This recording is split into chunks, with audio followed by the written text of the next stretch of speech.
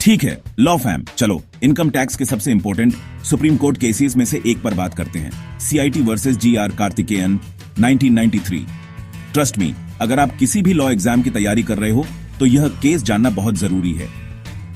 तो सीन ये है, मिस्टर जी आर कार्तिकेयन एक इंडियन बिजनेसमैन 1986 के इंडियन ग्रैंड प्रिक्स में एक मारुति कार इनाम में जीतते हैं।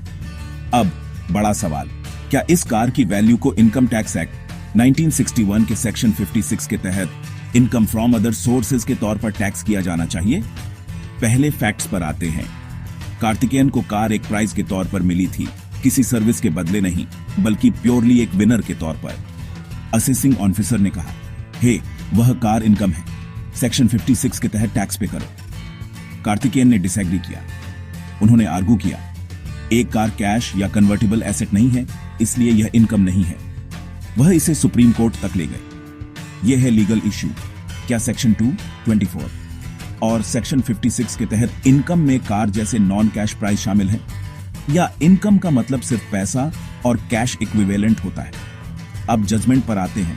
यह वह जगह है जहां यह इंटरेस्टिंग हो जाता है। सुप्रीम कोर्ट ने कहा कि सेक्शन 224 में इनकम की डेफिनेशन इंक्लूसिव है, एग्जॉस्टिव नहीं।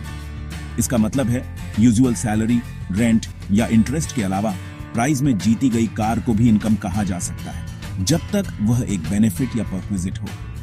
कोर्ट ने खास तौर पर सेक्शन 56 2IB को देखा, जो इनकम फ्रॉम अदर सोर्सेज की बात करता है, और कहा कि लॉ की स्पिरिट ये है कि उन सभी रिसीट्स पर टैक्स लगाया जाए सिवाय उनके जो खास तौर पर एग्जेम्प्टेड हों। तो मारुति कार की value income from other sources के तौर पर पूरी तरह से टैक्सेबल है। लेकिन यहां ट्विस्ट है, उन्होंने यह भी कहा कि वैल्यू कार के मिलने की डेट पर मार्केट वैल्यू होनी चाहिए, न कि कंपनी या स्पॉन्सर को उसकी कॉस्ट। तो अगर आप कभी कार जीतते हो तो उन टैक्स कैलकुलेशंस के लिए तैयार रहना। सम अप करने के लिए, सीआईटी वर्सेस जीआर कार्तिकेयन ने यह क्लियर किया कि इनकम टैक्स एक्ट के तहत इनकम सिर्फ कैश नहीं है, यह मॉनेटरी वैल्यू वाली कोई भी चीज हो सकती है, जिसमें प्राइस भी शामिल है। लॉ स्टूडेंट्स के लिए यह केस इस बात का परफेक्ट एग्जाम्पल है कि कोर्ट्स लीगल प्रोविजंस को उनके लिटरल वर्ड से आगे कैसे इंटरप्रेट करते हैं। और लैंडमार्क जजमेंट्स चाहते हो जो मैं एक्सप्लेन करूं? कमेंट्स में डालो। सब्सक्राइब करना मत भूलना।